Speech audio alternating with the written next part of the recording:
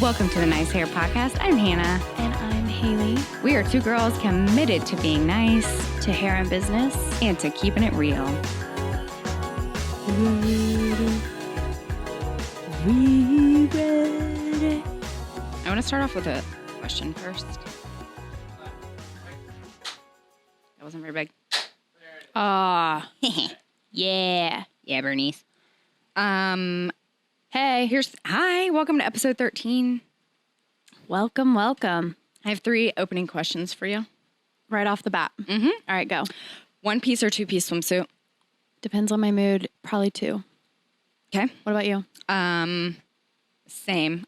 I wear usually a 1-piece, but it depends on the summer too. I like minimal tan lines. Yeah, I don't care about tan lines. I care heavily. But I will just wear whatever depending on how I feel. Mm-hmm.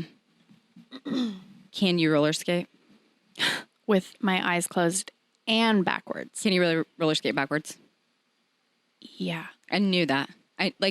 There's a certain type of person there's 2 types of people in this world.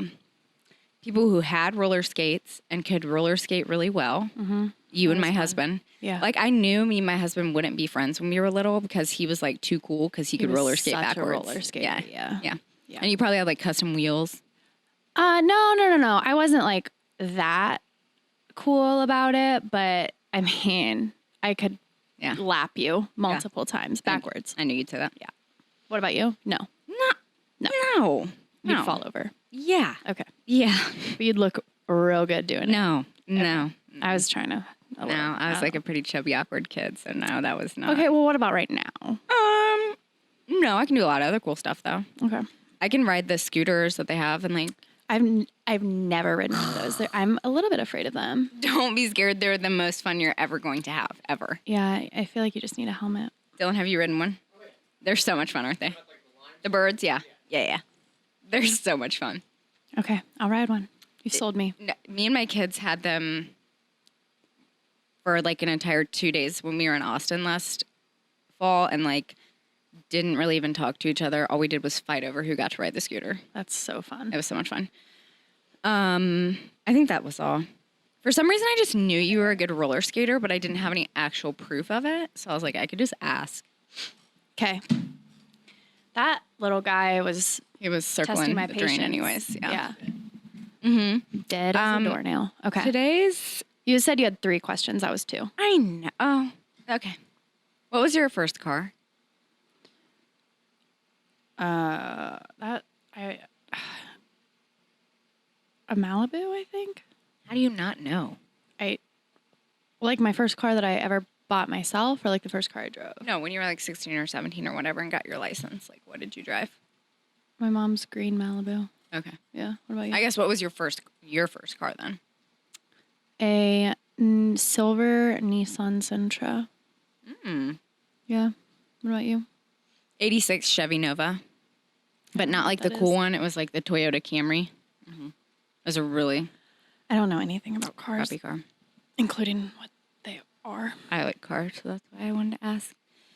Today's topic is kind of piggybacking on what we left from episode 12, which was a question that somebody asked me on Instagram about transitioning from commission and booth rent salons and then the I guess far end of that being your own studio loft and how those transitions kind of happen. I think she actually worded it how to transition from commission to a salon loft, and I was whoa, slow down. That's a big transition. Don't you think? If you're in a big... That's what I did. Was it? Yeah. I was in a commission salon. I did take a 6-month break from hair, but I went straight into a salon loft, which essentially it's the same as just renting a chair out of a space. You're just completely by yourself.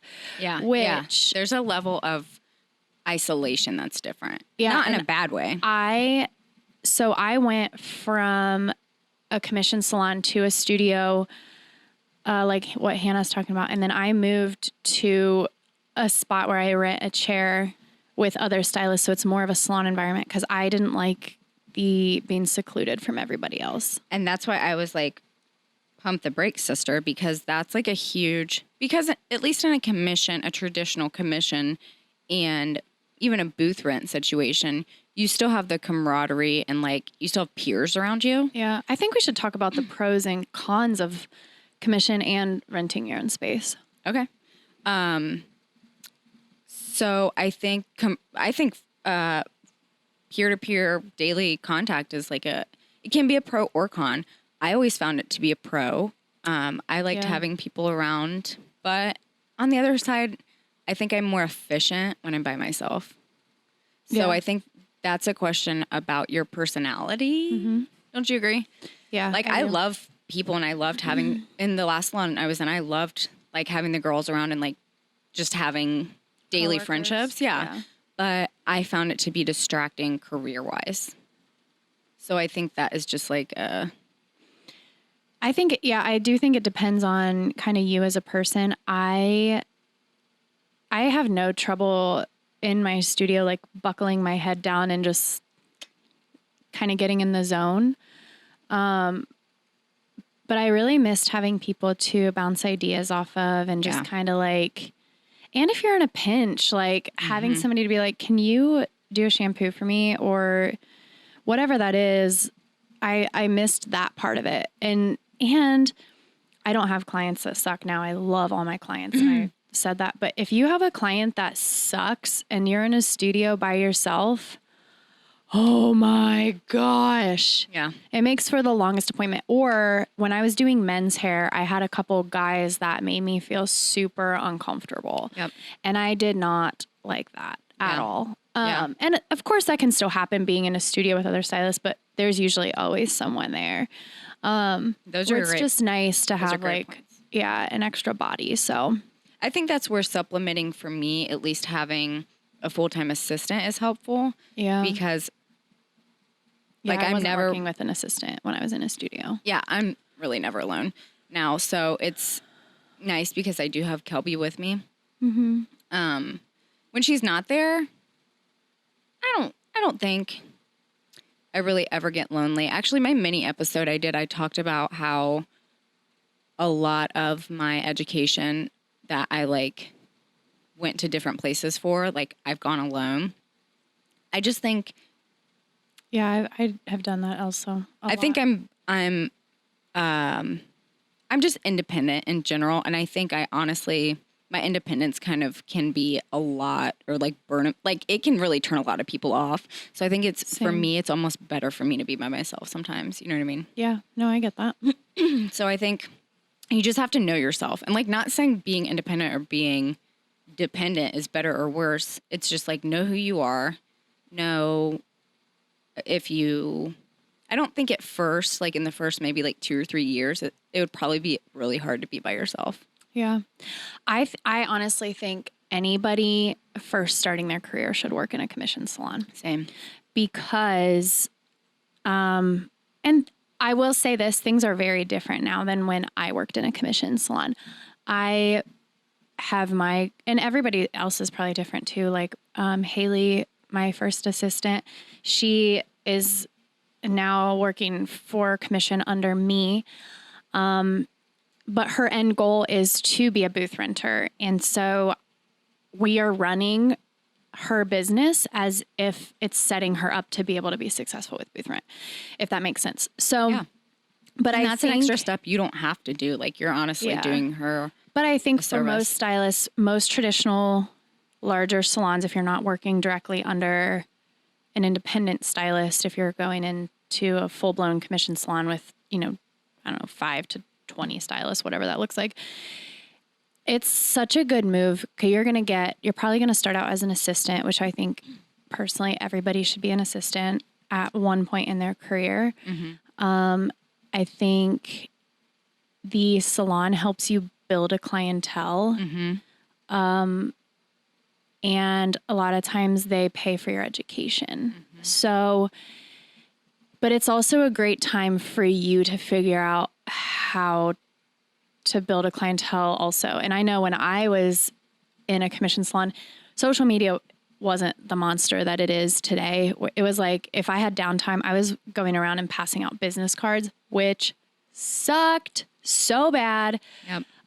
Especially when you're like, I was 18 when I started working there. Right. You know what I mean? Yeah. So, but now with social media, you can sit and get clients like 10 minutes between appointments. Like I think there's no excuse for not having clients. I think that you have to look at yourself. That was my biggest fear. I'm going to be 100% completely honest. And I'm being very vulnerable by saying this, but like, that was my biggest fear in leaving the last salon that I was at, is like, I had to prove to myself, like, that you could get clients. Yeah. Like, had I, because we were the first 4 women in like our area to start doing NBR, and there was 4 of us in a salon. And so like, that was, even if I wanted to take a week off of social media, I was still getting applications for NBR all the time. Yeah. Because the salon and the 3 other people I was doing it with were essentially marketing all the time, and were kind of, you know, and you guys funneling people to me. Yeah, and you guys had, I think you still do, but a great reputation for extensions in your community, and even like outside of just your general area. Yeah. A lot of people know of that salon specifically and have nothing but great things to say. So, and I don't either, you know, like that's the thing, is like, I was just ready to be out on my own, and I kind of wanted to be in a different area to kind of prove to yourself too. Mm-hmm. But it was terrifying, because I was like, if I leave the salon and I don't have any clients, that means like I suck. That's what I felt. And it wasn't like, that wasn't the truth, honestly. Like, it was just like, I was like, okay, like, I'm either going to prove that I'm a good stylist and that I've put in the work, or I'm going to prove that like this salon was feeding me clients, essentially, which was my worst fear of just being in a place where people were, because that means that my future was in the hands of someone else, and I couldn't stand like the thought of that. I like that. I like that mentality a lot. And what I like, so this is the hard thing about cosmetology school. They do not teach you marketing when especially when we were there. That's something you have to figure out. So when I say like, there's no excuse for not having clients, like, it is now easier to build a clientele than it ever has been ever in the history of hair. I think personally, at least in my experience, because it is solely on my shoulders. I've said this a million times, if you're a hairstylist and you are not marketing yourself on social media and you're turning around and bitching that you are not busy, bye. Yeah. Shut up. I don't have time I for have it either. no time for that, because like, you're not using a free platform to advertise and promote yourself. Yeah, it's hard, it's annoying, and it turns into its own job in itself. But like, there's no excuse for not having a client. Like, that falls on your shoulders, especially if you are independent. Yep. Or if you are marketing on social media and you still don't have clients, okay, well, it's time to look, maybe find another platform to market yourself on. Yeah. Find a different way. If you're doing videos, start doing more like pictures or tutorials. If you're doing pictures, start doing more videos. Like, it's your job to constantly looking. Yeah, it's your job to put something out there that someone finds value to. And if you, this is my other big thing too. I had to make the decision to not be the person that was like sitting scrolling on Instagram, to be the person who somebody was going to scroll to. So I had to make the decision and put my mind in a frame where I was a creator and not a consumer, which is not my original language. Like I borrowed that. Yourself. Yeah, I borrowed that from somebody else, but like, that's what stuck with me. And I just had to keep telling myself, like, I'm a creator, not a consumer. Like, get off your feed and make something. Yeah.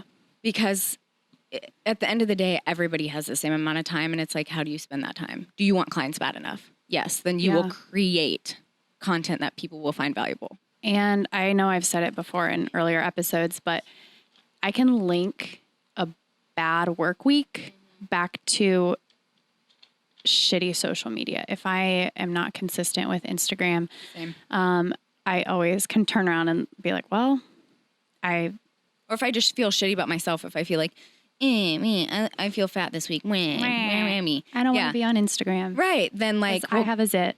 Do you see Yeah. my zit on my chin? Speaking of, I have full-blown cystic acne on my face. Does that stop me from making videos on Instagram? it can't. Absolutely guys. not. It can't Like- because nobody cares about your zit more than you. Honestly, Everybody else people- has cystic acne too. Ask and Nick. and they're gonna like be like, wow, she's on social media with her zit. Good for her. I respect that. People, Because guess what? I'm still fucking phenomenal at hair. yeah. Regardless, I'm not that. of I'm your not like zit, even though it's stroking taking my up your own face. ego. Dylan, real quick, could you turn my headphones up a tiny bit? But you, Hello. is that better? Yeah. Thank you. You have to like get over yourself in a sense and be like, know where your strengths and weaknesses are, and know that like, regardless of your face acne at the moment, you're still good at your job. Okay, I have heard this before, and I'm interested on your take on it because I don't know how I'd feel about it or what I would do if you're in this. Actually, I do know what I would do if I was in this situation. Some commission salons don't want you promoting yourself on social media. They don't want you building your own business because, in a sense, they're saying once you've built that, you're going to be like, bye, I don't need you. And you don't. Right. You don't. So what would you say to a stylist that was like, hey, let's play, like, ring, ring, ring, I'm calling in. Hannah, my salon won't let me market to my clients because of my no-compete contract. Help.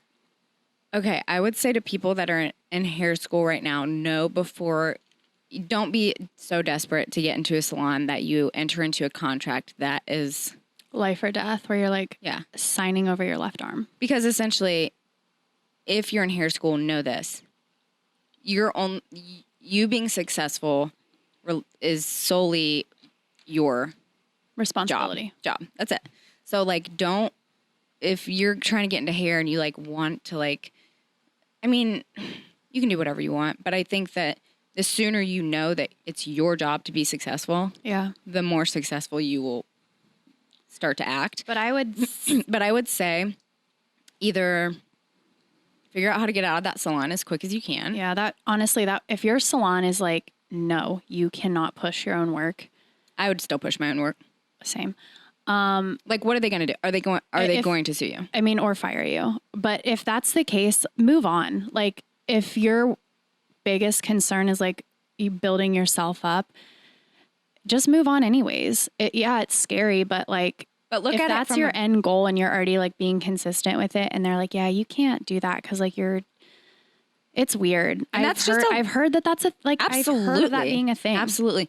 That's a good lesson in life too, because like, I think people get better the more they hear no, or the more they get pushed down, or the more they have to get up. Like, so just take that as a like, people are going to want to hold you back. Yeah. And also not just hold you back. People who should be supporting you are going to not support you too. Totally. And that's the same as holding you back. If you love someone, or if you think someone's your friend, or if you're looking to them for support and they don't show you that, that's just as hurtful as someone holding you back. Like, yeah. So I think that that's just a hurdle that is like that first hurdle, you know, like, yeah. But I think the first step to do would just to be find another salon, whether it's temporary or whatever. It's easier to get a job when you have a job type thing. Yeah. Like, not that I am a proponent of like salon hopping as a stylist, because I am not. But I do think being somewhere temporary, if you're really in a shitty situation where they like won't let you put any of your own work out. This is also what I think one problem with a commission salon. I think it can also create some entitlement with stylists because they expect the salon to build the clientele for you. And yes, that is one of the perks of being in a salon, especially if you're working in a salon that offers multiple services like nails, eyebrows, like whatever, where you're in front of more people. You have more opportunity to go up to somebody and offer them a blowout. And if there are people calling in just randomly wanting a haircut or a color, they're going to say, hey, we're going to book you with so-and-so, right? But I think sometimes a stylist goes in with that expectation, like, well, I don't have to work to get my clients. And that is where I think a lot of people fall short with building a clientele. They don't want to use social media because they're like, well, my salon should be doing that for me, which is 100% false. No, there's just no space for excuses ever. Like if something's not working, you have to assume it's your fault. Yeah, If you're an agree. entrepreneur or if you are a business owner. Yeah. Like And when you're working for commission, like, yes, you are an employee, but you are getting paid based on the work you're putting out. And so ultimately that responsibility is on you. I definitely know I was that entitled little shithead when I first started. Oh, that's why I knew I had to leave that flourishing, amazing salon, because I was like, if I would never feel like I succeeded if I stayed in, which is so messed up. Like how mentally cray am I? No, that I'm like, if I stay in a successful salon, like I'll never feel successful. I think that's like owning up to, I don't know to what, you're just like owning it and like stepping into like your power as like a businesswoman, like, because that's the thing that I freaking love about being self-employed. If I'm not working, I'm not getting paid, and it's nobody else's fault other than mine. I can't point the finger. I can't blame anybody. That's on me. And if I'm being a lazy piece of shit, hello, I'm not getting paid. Right. And I think you talk to any self-employed person, and it's the same way. Why do you think people who work for themselves, you never stop working? Yeah. No, you lose friends, like you. And people are like, all you do is work. Mm-hmm. And then you're like, because I'm kind of obsessed with it. Because like, honestly, I have to, or else my bills don't get paid. And also I'm not happy. Yeah. I think that's why I gravitated towards you so much as a person and a friend too, because when I did start doing MBR, I had a support system with peers and stylists. And when I went to move into my own studio space that I'm in now, I really reflected on the fact that like when I started doing extensions only, I had people around to support me, and like you didn't. And I was like, damn, Shaniqua, like Haley was out here doing MBR by her. I mean, you were in a salon, but no one else was doing extensions. So like you had, and there if was you needed nobody a color in reference. Like, there was nobody local to me doing at least MBR, maybe other hand-tied methods, but nobody local to me offering. There was nobody in Ohio. Let's be honest. When Haley and I got certified to do NBR, the closest person I think was in Chicago. I'm pretty sure. So it was. I have no idea. It was 4 people in Dayton, myself as one of them, and then Haley in Columbus, and that was it. So like, that's where I have mad respect for you, because I was like, you know, I had a lot of slip ups in the first 6 months, 9 months of doing MBR. And like, I had girls I could bounce questions off of. If like a bead seemed funny, if I had a client that was really like having a hard time and just maybe needed another voice to reassure her. Yeah. I had that. And I was like, Haley literally like bulldozed through by herself. But honestly, I'm honestly glad I didn't have anybody, because it made me figure it out. Like, I had to problem solve. I didn't have anybody to ask. I had to figure it out. And I think that's one of the things that I think it can slow you down sometimes if you have too many voices in your ear, even if it is helping you. That's where I was. Like, you're going to learn things like one time. You're going to figure out once, maybe twice. Like, when it's not working because of this, because like you are forced to problem solve.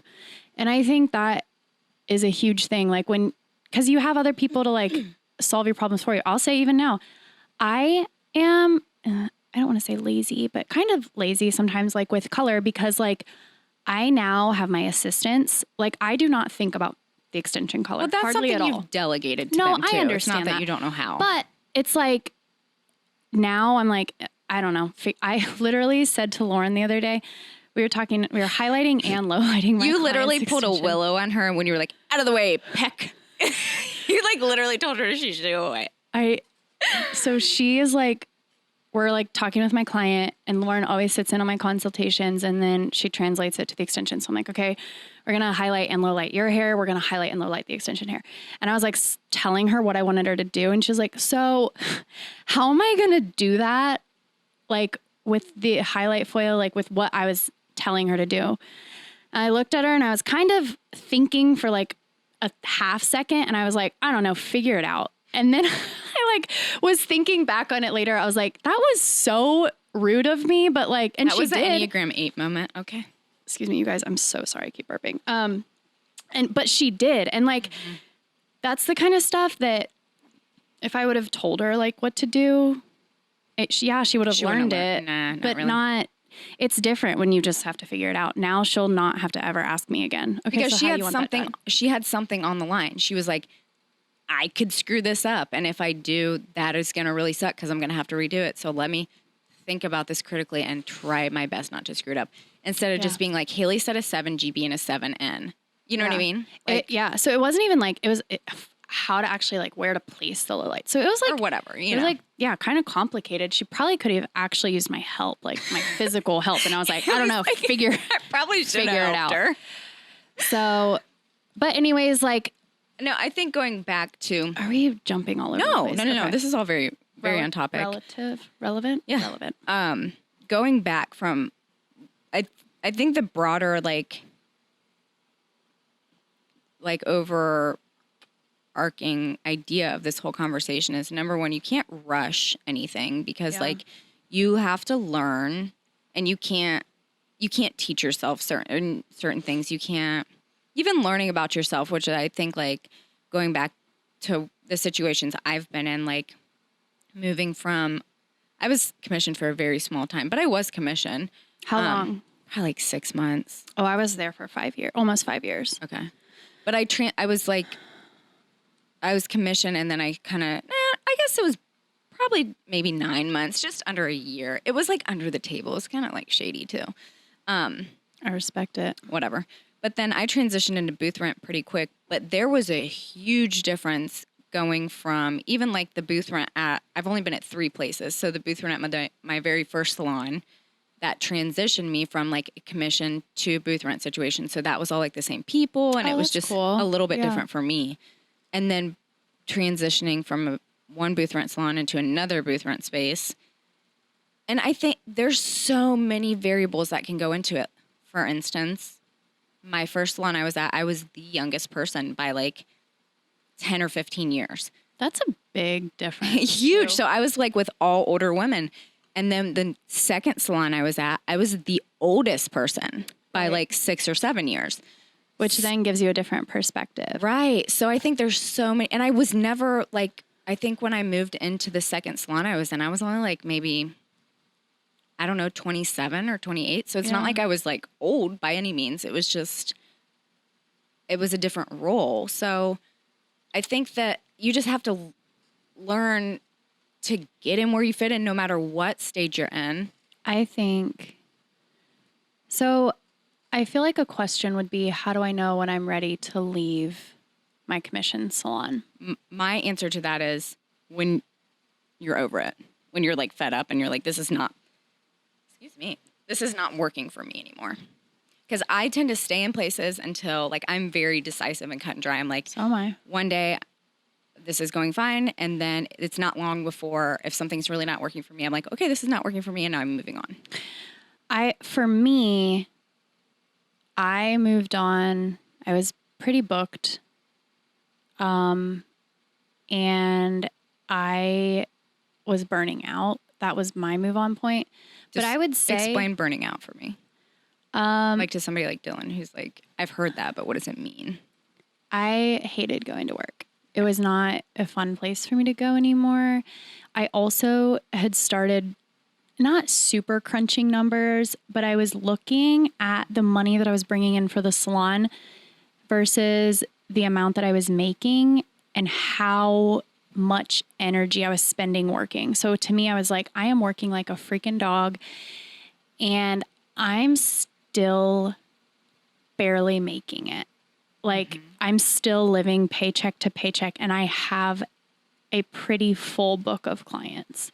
So you almost feel like, well, you can't go anywhere. What is the point? And like, how am I going to grow? Mm-hmm. So I would say it is time to move on from a place when you are at a point where you feel like you are not growing. Yes. You know what I mean? Ding, ding, ding, Ding, ding, ding. I wish we had a bell. Dylan, can you make there be a bell? Oh, he's working on it. No, that's the answer. When you're... Agree. And that can be personally, professionally, financially. Agree. So I think it's something that it's going to be different for every single person. It's something that you My headphones went out. have to figure out. So How would you say, okay, so like, here's an example. So I know my assistant, Haley, right? Mm-hmm. She's not my assistant. I keep calling her my assistant. She's I still not. call her that too. Sorry, Haley. Okay, it's okay. Haley, we love you so much. Mm-hmm. When I phone interviewed her before she ever stepped a day in the salon with me, I said, what is your end goal to booth rent? Which, if you're a stylist, I'm just going to throw this out here. Your end goal should be to booth rent at minimum.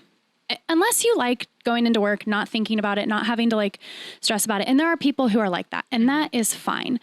Haley and I just happen to not be like that. Yeah, at all. But you are going to eventually cap out on what you can make, because for a salon to be profitable and to make money, they are only going to be able to pay you a certain amount. They are going to eventually cap out on what they can pay you. And which is always less than 50% of what you make. Yeah. And that is not a bad thing. But as a business, they can't be profitable.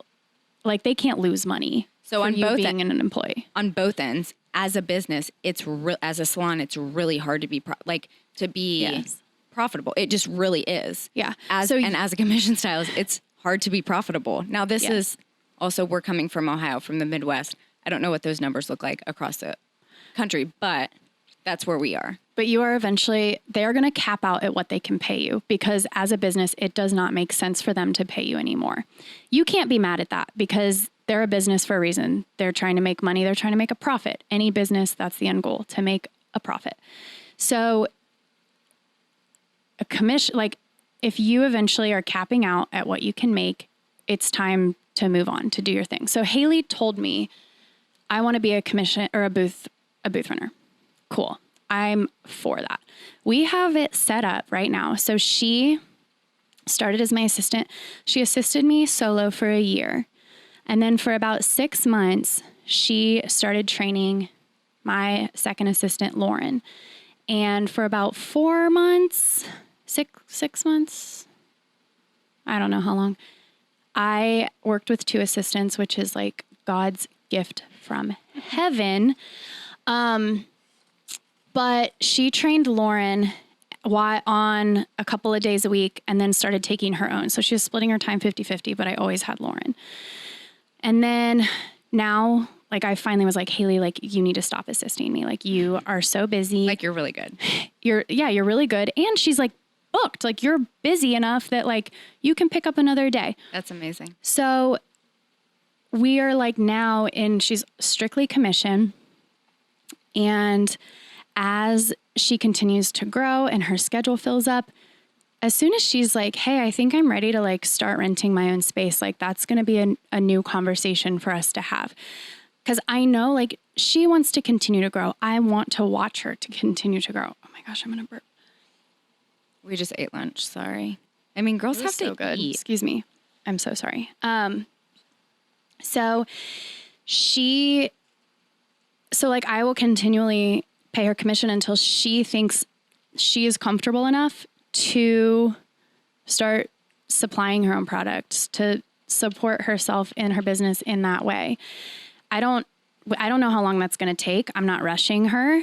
And it was the same way with her being my assistant. Like, I basically was like, I'm not going to just like throw you to the wolves. Like, right. So we slowly transitioned her out of that, and that worked perfectly. That's what I'm going to do with Lauren. But if like Lauren, she's different than Haley. If she needs something different, we're going to figure out what works for her.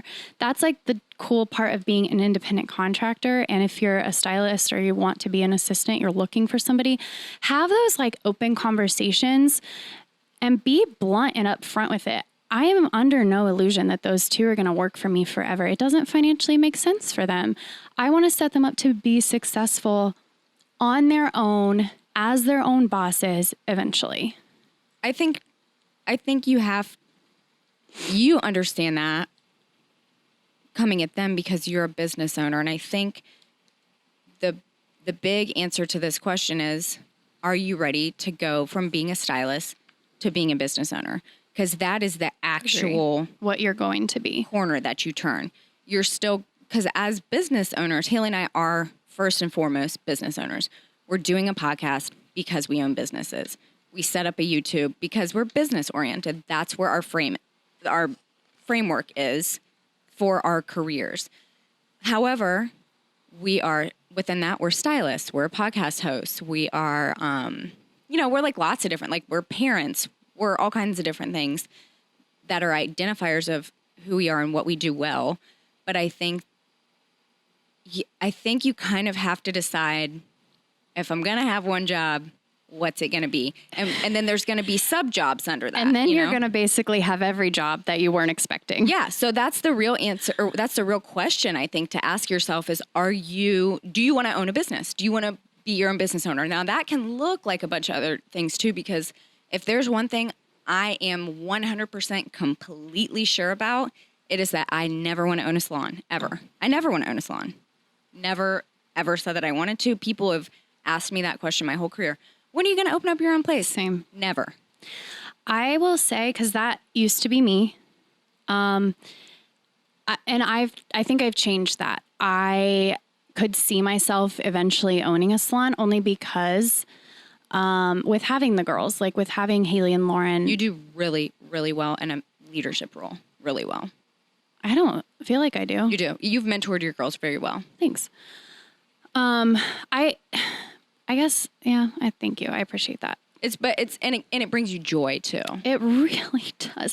Watching them grow and like learn and just blossom seriously brings like so much joy. It's so rewarding. And you're natural at, like, it's not anything you've had to force. There are just like people who are more natural leaders. Myself having a salon strictly because like we'll run out of space at the salon that we're at. But I don't know when that time frame looks like. I have no immediate plans on doing that. But same thing with Hannah. Like I have never wanted the headache that comes with being a salon owner. I like when my sink is leaking or my outlet goes out, I can just be like, hey, this is happening. Right. I'm not the one stressing and worrying about it. I'm not paying the utilities. I'm not like... Even in my studio space, if like right now, it's just a silly example because it's something that's happening. I need a new air filter because I have my own air conditioning unit in the ceiling, which is amazing. Yeah. Like the air filter just needs changed out. That's not my problem. Like I literally I just text Mike, the guy who owns my space, and be like, hey, Mike, can you replace my air filter Sunday or Monday when I'm not, you know what I mean? If a light bulb goes out, yeah, I don't care. need to go buy a light bulb. That is like the best part of being a salon owner. I always say or a booth runner. That's like, you get the best of both worlds. Like, you have the flexibility of being your own boss, but you don't have any of the overhead and the headache of owning a salon. That's going to be different for every single like booth rent situation too, though, depending on. I truly think there are people who are not meant to booth rent. Yeah. Yeah. No, and that's fine. Like there's literally like space for everybody. People that like, that's just not their goal. Like, or like me, who I like booth renting, but in a studio space. Yeah. Like I enjoy booth renting in a non-traditional salon setting. Right. Because I still like literally the girl next door to me at my salon just had her baby. And like, I was like, keep walking by because she'll bring her baby in all the time. And I'm like, oh, she little baby. Like, and I go and talk to her. And there's like a couple girls in my building that I like literally are awesome. And we exchange services or we like are friendly. Yeah. I love having that. But like, I'm so used to just having me and Kelby in my space now. Like that's where I thrive right now. So I think everybody's just, there's so many different little pockets. I've had that and it was like, yeah. Yeah. And that's where like, it's I don't know if I had an assistant, if I'd feel that way. I'm 33 too. So like, I like things a certain way at this point in my career. And like, I don't want that space to be messed with because like we're doing other things too. So it's like, I can't have like salon time taking up mental space when I'm like, okay, then I got to go home and work on podcast stuff or then I got to go home. You know what I mean? You just get so busy that you kind of have to like cut out the fat some places. Trim the fat. And I know personally that it's not anyone's problem. It's not my problem. It's just the way I function in the world. I function best not distracted. Agree. So it's just going to be different for everybody. I seriously think it's something you need to sit down, take very seriously, and kind of look at what your future goals are. And you don't necessarily have to know, and it's okay if they change. But if right now your life is not set up to rent a space, if you don't want to worry about purchasing your own product, purchasing your own retail, that was me for sure. I didn't want to worry about any of that stuff. Commission is perfect. And it's not a knock. It's not a dig. Like, that's the best place, I think, for anybody to start. And I think I would agree. I would say, like, the time that I spent there, it was almost 5 years. That was the perfect amount of time, because it kind of like, it gave me time to build a clientele, but then it also gave me time to be like, okay, like, I thought I was burning out on doing hair. I was just burning out on the place I was working. So, and that's a real thing too. Yeah. Like I was saying, from being in an amazing, flourishing salon, it wasn't that I was burning out on ordering my own products or paying booth rent. It was just I was burning out and being in the social setting I was in because of my career path, you know. Yeah. And it's not, I think people just take stuff so personal, and it's like, yo, this is like, literally, I'm a business owner. The last thing I want to say too is that I think if you're very serious and driven about making a big move, you have to understand that you're either, if you find something that's like a good fit for you, let's say, I'm a perfect example of this. I was leaving a great salon and I wanted to be my own studio space, and I had to have a window. I had to have natural lighting. So I was like, I can't just be in any studio space. I have to have like a huge, well, there's like literally studio spaces don't have that much natural lighting, Right. you know? So I looked around forever. The place I ended up that I'm at now is an hour commute both ways from my home. So it's like, that's something I sacrifice. Like, I drive 2 hours a day. Now we're getting ready to move in the next like 9 months. But I think it's good to keep in mind too that like, if you're willing to like actually go get what you really want, there's going to be sacrifice involved. I don't lose, but I drive 2 hours a day. Yeah. You know? Mm-hmm. So when I got there, we had no plans on moving. It's really worn on me. We're moving now. Yeah. You know, so I think you always just have to kind of be open to, I think one of the biggest, change. this is a little sidebar, but I think one of the biggest mistakes people make, not just in business, but sometimes in life, like, you have such a tunnel vision for what you want. And there's nothing wrong with having a target in mind. But I think you have to view it as that, something you're working towards.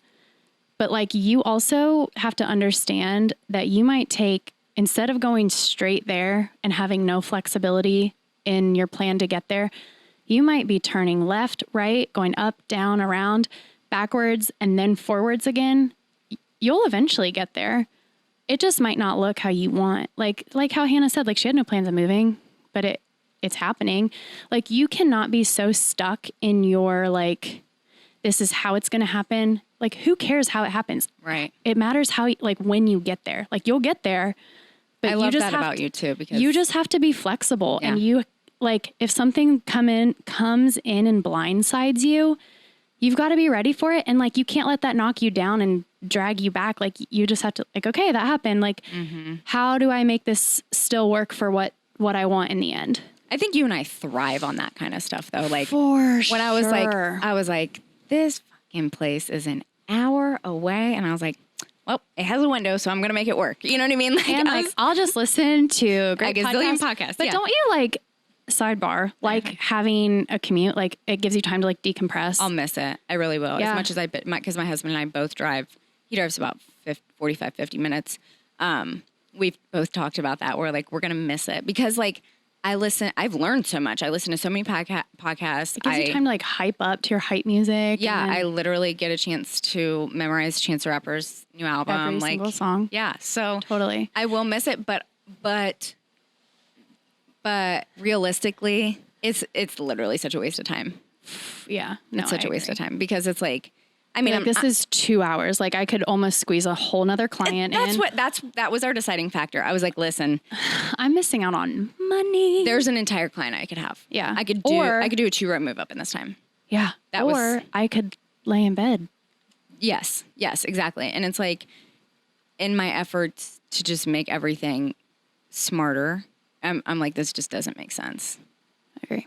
And life's funny too. We have the opportunity to make quite a bit of money off our house. So it's like, we'd be silly not to. And like, that's all like lining up. You know what I mean? The only thing that would like be standing in the way of that was us being so rigid and so scared to move 2 kids out of a school district or to find a house and sell a house. Like, life's a pain in the ass, just always in general. So just get used to it. There's always going to be something. Yeah. Like, always. so like, it's like not even really worth complaining about. Yeah. You just got to figure it out. Did I move too much, Dylan?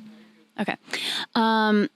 You just have to figure it out and just be flexible. Like, no matter what your journey is, like, be flexible and be able to like roll with the punches. That is seriously some of the best like advice that I was given. Just the quicker you get back up too, just know the quicker you're going to get knocked down again, but then the quicker you're going to keep getting back up. And like, just because you're knocked down, guys, it like doesn't mean you're defeated. It just means you got to figure out a different way to make whatever your end goal is. You got to figure out a different way to make it work. And if something's just not working for you anymore. And if the door keeps shutting like 700 times, maybe then it's time to reevaluate your end goal too. Yeah. Or you could keep knocking.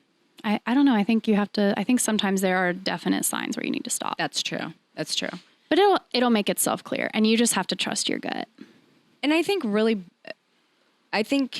in everything in life, just be self-aware. Like, this is a perfect example. Also, have good people in your life too. Like, have really, really trustworthy, good people, maybe that are not doing the exact same thing that you are, but that are, I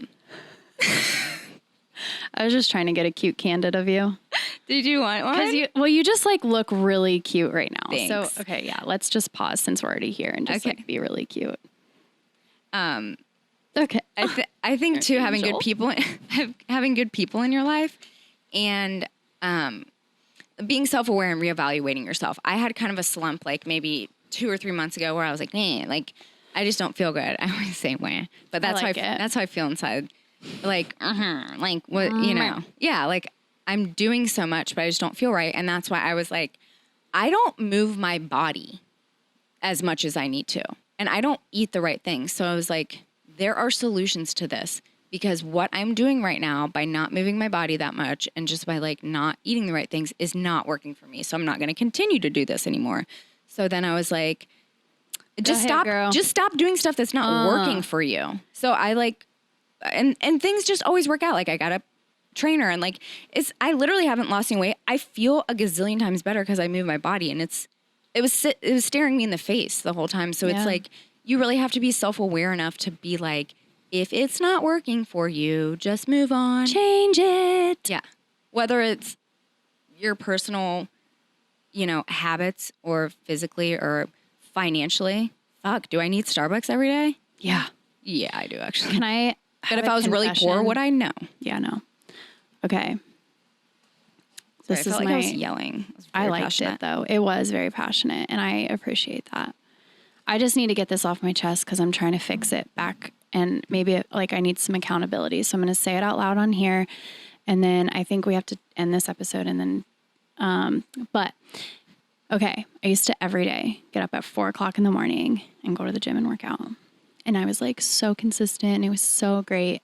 And when you start your day that early, do you know how much you get done by 7 a.m.? Like your kid's at school, you've eaten breakfast, you worked out, and you've showered. You're like, and your day it's 7 a.m. No one else people is are up. like, getting out of bed. Yeah.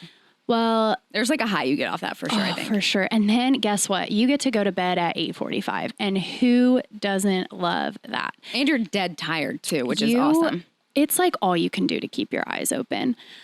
But then after our family vacation this summer, like, pew, just completely fell off the wagon. So I'm just in the process of like working myself back in because it is like not working for me, not like getting up that early. Yeah. Like There's my nothing wrong with just admitting that too and just being like, that's not working. My day is just like not starting off how it used to. I'm not getting as much done. What time are you getting up now? This week I've been getting up at 4. I just haven't been going to the gym. I'm just like getting back into like being up at 4 o'clock. So when you're still going to the gym though, when were you going to the gym? Just later in the day? Later in the day, but I've also been, if I like don't get it, I'm just like, whatever, I'm skipping it. So like my workouts have suffered for sure. Right.